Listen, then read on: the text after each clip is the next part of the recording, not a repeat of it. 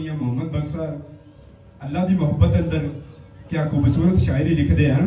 कि गल किस तरह बननी है, तेरा मोहब्बत ना कहो ना सुभान अल्लाह। हाँ कि सारे आखण तू मेरा मेरा ते मैं भी आखां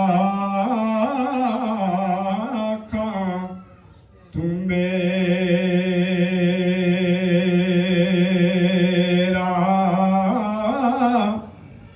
की कट जांदा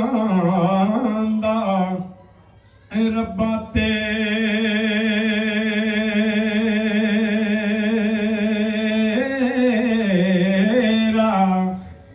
किते तू ही आखे मैं तेरा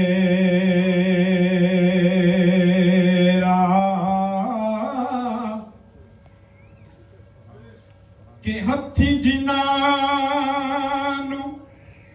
दफन चा करिए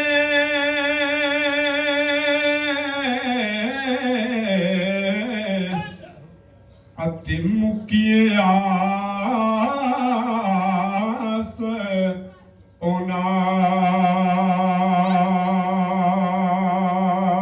दी